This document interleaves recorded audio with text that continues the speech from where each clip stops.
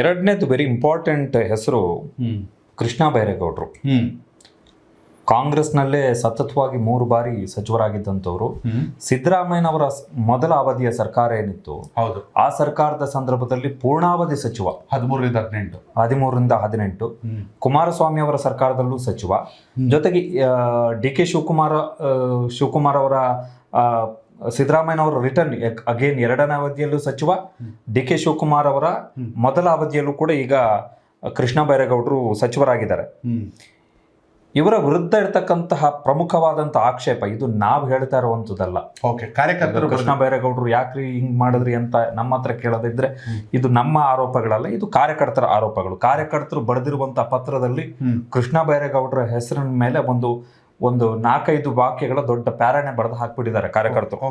ಏನು ಅಂತ ಹೇಳಿದ್ರೆ, ಕೃಷ್ಣ ಬೈರೇಗೌಡರಿಗೆ ಸಚಿವ ಸ್ಥಾನ ಕೊಡುವುದರಿಂದ ಪಕ್ಷಕ್ಕೂ ಲಾಭ ಇಲ್ಲ ಎನ್ನುವಂಥದ್ದು ಒಂದು, ಕಮ್ಯುನಿಟಿಗೂ ಲಾಭ ಇಲ್ಲ ಅಂತ ಹೇಳಿ. ಅಂದ್ರೆ ಒಬ್ಬ ಒಕ್ಕಲಿಗ ನಾಯಕನಾಗಿ ಕೃಷ್ಣ ಬೈರೇಗೌಡರು ಗುರುತಿಸಿಕೊಂಡಿಲ್ಲ ಯಾವತ್ತು.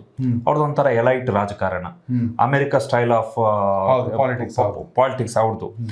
ಒಕ್ಕಲಿಗ ಕೋಟಾದಲ್ಲಿ ಪುಲ್ ಮಾಡೋಕ್ಕಾಗಲ್ಲ ಎನ್ನುವಂಥದ್ದು. ಜೊತೆಗೆ ಕೃಷ್ಣ ಬೈರೇಗೌಡರು ತಮ್ಮ ವಿಧಾನಸಭಾ ಕ್ಷೇತ್ರ, ಬೆಂಗಳೂರಿನ ಬ್ಯಾಟರಾಯನಪುರ ವಿಧಾನಸಭಾ ಕ್ಷೇತ್ರವನ್ನು ಹೊರತುಪಡಿಸಿ ಇಷ್ಟು ದೊಡ್ಡ ಮಂತ್ರಿಯಾಗಿ ಅವರಿಗೆ ಬೇರೆ ಯಾವ ಕ್ಷೇತ್ರಗಳಲ್ಲೂ ಕೂಡ ತಮ್ಮ ಸಮುದಾಯದ ಮತಗಳನ್ನು ವೋಟ್ ಸ್ವಿಂಗ್ ಮಾಡಿಕೊಳ್ಳುವಂತಹ ಕೆಪಾಸಿಟಿ ಇಲ್ಲ ಎನ್ನುವಂಥದ್ದು ಕಾರ್ಯಕರ್ತರ ಆರೋಪ.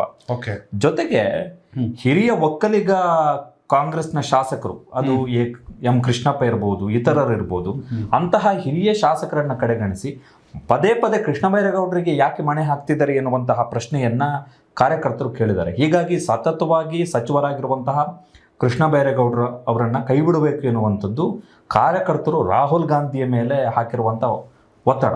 ಅಂದ್ರೆ ಇಲ್ಲಿ ಕೃಷ್ಣ ಬೈರೇಗೌಡರ ಕೆಲಸದ ಬಗ್ಗೆ, ಕೆಲಸದ ವೈಖರಿ ಬಗ್ಗೆ ಯಾರು ಅಪಸ್ವರ ಎತ್ತಿಲ್ಲ. ಸತತವಾಗಿ ಅವಕಾಶಗಳು ಯಾಕೆ ಬೇರೆಯವ್ರು ಇದಾರ್ರಿ. ಯಾಕೆಂದ್ರೆ ಎಂ ಕೃಷ್ಣಪ್ಪ ಅವ್ರು ಏನು ಕಡಿಮೆ ಗೆದ್ಕೊಬತ್ತಾರ, ಅಲ್ಲದೆ ಅವ್ರು ಹೆಚ್ಚು ಕಡಿಮೆ ಎಂ ಕೃಷ್ಣಪ್ಪ ಮತ್ತು ಪ್ರಿಯಾ ಕೃಷ್ಣ ಸೇರಿದ್ರೆ ನೆಕ್ಸ್ಟ್ ರಾಜಾಜಿನಗರ ಗೆಲ್ಲಿಸ್ಕೊತಾರೆ. ಕೆಪಾಸಿಟಿ ಇದೆ ಅವ್ರಿಗೆ. ಹೀಗಾಗಿ ಸಮುದಾಯ ಅಂತ ಬಂದಾಗ ಅವಕಾಶ ಕೊಡಿ, ಅರ್ಹತೆ ಅಂತ ಬಂದಾಗ ಅವಕಾಶ ಕೊಡಿ, ಯೋಗ್ಯತೆ ಅಂತ ಬಂದಾಗ ಅವಕಾಶ ಕೊಡಿ. ಎಲ್ಲೋ ಪರಮೇಶ್ವರು ಮತ್ತೊಬ್ರು ಹಿರಿಯರು ಇರ್ತಾರೆ, ಅವ್ರು ಪರ್ಮನೆಂಟ್ ಉಳಿಸ್ಕೊಳ್ಳಿ. ಸತತವಾಗಿ ಅವಕಾಶ ಕೊಡೋ ಅವಶ್ಯಕತೆ ಇಲ್ಲ ಅನ್ನೋದು ಈಗ ಕೃಷ್ಣ ಬೈರೇಗೌಡರ ಮೇಲೆ. ಅದ್ ಏನಪ್ಪ ಇತ್ತೀಚೆಗೆ ಅಂತೂ ಯಾವಾಗ್ಲೂ ಬೈತಾನೆ ಕೂತಿರ್ತಾರೆ, ಗುಂಡಿ ಇಲ್ಲದೆ ರಸ್ತೆ ಮಾಡಕ್ಕಾಗಲ್ವಾ ಅಂತಾರೆ. ಅದು ಇವಾಗ ಅನ್ನಿಸ್ತಾ ಇತ್ತು ಅವ್ರಿಗೆ. ಇಷ್ಟು ವರ್ಷಗಳ ರಾಜಕೀಯ ಪಯಣದಲ್ಲಿ ಬೆಂಗಳೂರಲ್ಲಿ ಗುಂಡಿ ಇಲ್ಲದೆ ರಸ್ತೆ ಮಾಡಕ್ಕಾಗುತ್ತಾ ಅನ್ನೋ ಪ್ರಶ್ನೆ ಇವಾಗ ಮಾತ್ರ ಉದ್ಭವ ಆಗಕ್ಕೆ ಸಾಧ್ಯನಾ? ಆಮೇಲೆ ಇನ್ನೊಂದು, ನೀವು ಇದನ್ನ ಮೆನ್ಷನ್ ಮಾಡಿದ್ದು ಒಳ್ಳೇದಾಯ್ತು ಅವರೇ. ನನಗೆ ಆಮೇಲೆ ಈ ಸಚಿವರು, ಈ ಕೆಳ ಹಂತದ ಅಧಿಕಾರಿಗಳು, ಕ್ಲರ್ಕು ಅಥವಾ FDA SDA ಗುಮಾಸ್ತರು ಅಥವಾ ಕೆಲ ಹಂತದ ಅಧಿಕಾರಿಗಳಿಗೆ ಬೈಯುವಂಥ ಸಂದರ್ಭದಲ್ಲಿ ನನಗೆ ಈಗ ಕೃಷ್ಣ ಬೈರೇಗೌಡರು ವಿಚಾರ ಎತ್ತಿದ್ರಿ. ಅವ್ರ ಪಕ್ಕದಲ್ಲಿ ಕಮಿಷನರ್ ಇದ್ದಾರೆ, GBA ಕಮಿಷನರ್ ಇದ್ದಾರೆ, ಆಡಳಿತಾಧಿಕಾರಿಗಳಾಗಿ BBMP ಎಲೆಕ್ಟೆಡ್ ಟರ್ಮೇ ಮುಗಿದೋಗ್ಬಿಟ್ಟು 5 ವರ್ಷ ಮೇಲಾಗಿದೆ. ನಿಜ. ಅಲ್ಲಿ ಆಡಳಿತ ಮಾಡಿದಂಥ ಅಧಿಕಾರಿಗಳು ಮಹೇಶ್ವರ್ ರಾವ್ ಇರ್ಬೋದು, ತುಷಾರ್ ಗಿರಿನಾಥ್ ಇರ್ಬೋದು, ದೀರ್ಘಾವಧಿಯಿಂದ ಇನ್ಫ್ಲೂಯೆನ್ಷಿಯಲ್ ಪೊಸಿಷನ್ ಅಲ್ಲಿ ಇರ್ತಕ್ಕಂಥವ್ರು. ನೀವು ಕೆಳ ಹಂತದ ಅಧಿಕಾರಿಗಳಿಗೆ ಬೈಯೋದಲ್ಲ, ಫಸ್ಟ್ ಅವರನ್ನು ತೆಗೆದುಹಾಕಿ. ದೊಡ್ಡ ಅಧಿಕಾರಿಗಳನ್ನ ತೆಗೆದುಹಾಕಿದ್ರೆ, ಈಗ ನಿನ್ನೆ UT ಖಾದರ್ ಒಂದು ಈ ಸಂದರ್ಭದಲ್ಲಿ ನೆನಪಾಯ್ತು. UT ಖಾದರ್ ಹೇಳಿದ್ರು, ಸ್ಟಾರ್ ಹೋಟೆಲ್ಗಳ ಮೇಲೆ ರೈಡ್ ಮಾಡಿದ್ರೆ ಬೀದಿ ಬದಿಯಲ್ಲಿ ಇಲ್ಲ ಸಣ್ಣ ಹೋಟೆಲ್ಗಳಲ್ಲಿ ಇರುವಂತವ್ರಿಗೆ ಎಚ್ಚರ ಆಗ್ಬಿಡುತ್ತೆ ಅಂತೇಳಿ. Correct. That is the operation style. ನೀವು ಹೋಗ್ಬಿಟ್ಟು ಬೀದಿ ಬದಿ ವ್ಯಾಪಾರಿಗಳನ್ನ ಟಾರ್ಗೆಟ್ ಮಾಡಿ ನಾನು ದೊಡ್ಡ ಮಾಲೀಕರಿಗೆ ತಲೆ ಕೆಡಿಸ್ಕೊಳಕ್ ಹೋಗಲ್ಲ.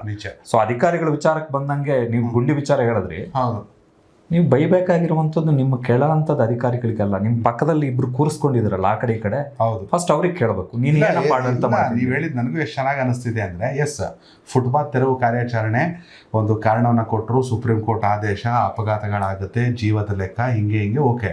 ಬಟ್ ಇದನ್ನ ದೊಡ್ಡ ಲೆವೆಲ್ ತಗೋಬಾರ್ದು. ನೀವು ಹೋಗಿ ಸದಾಶಿವನಗರ ಹೋಗಿ, ಡಾಲರ್ಸ್ ಕಾಲೋನಿಗೆ ಹೋಗಿ, ಬೇಡ ರೀ ಈಗ ಬೆಂಗಳೂರಲ್ಲಿರೋಂಥ ಮಿನಿಸ್ಟ್ರಿಗಳ ಮನೆ ಹತ್ರ ಹೋಗಿ, ಅವ್ರ ಕಾರ್ಗಳೆಲ್ಲ ನಿಂತಿರೋದೆ ಫುಟ್ಪಾತಲ್ಲಿ. ಯಾಕೆ ಕಾಂಪೌಂಡ್ ಮಾಡಿ ನಿಲ್ಸೋಕ್ಕಾಗಲ್ವಾ? ಆ ಹಂತದಲ್ಲಿ ಮಾಡ್ಕೊಬಂದ್ರೆ ಇವ್ರು ಹೊಟ್ಟೆ ಮೇಲೆ ಹೊಡೆದ್ರು ಬಿಡಿದ್ರು ನಾನು ಹೇಳಲ್ಲ. ಒಳ್ಳೆ ಕೆಲಸ ಫುಟ್ಪಾತ್ ತೆರವು ಕಾರ್ಯಾಚರಣೆ. ಎಸ್ಪೆಷಲಿ ಈ ಮಾಲ್ಗಳು, ಈ ಸಂಪಿಗೆ ರೋಡು, ರಾಜಾಜಿ ನಗರ, 16th ಕ್ರಾಸು, ಅಲ್ಲೆಲ್ಲ ಓಡಾಡೋಕ್ಕೆ ಆಗ್ತಿರಲಿಲ್ಲ. ಒಳ್ಳೆ ಕೆಲಸ. ಬಟ್ ದೊಡ್ಡವ್ರಿಗೊಂದು ಸಣ್ಣವ್ರಿಗೊಂದು ಅನ್ನೋಂಗೆ ಆಗಬಾರ್ದು. ಅದೇನೇ ಇರಲಿ, ಇವ್ರ ವಿರುದ್ಧ ಕೂಡ ಆರೋಪದ ಪತ್ರ ಹೋಗಿದೆ.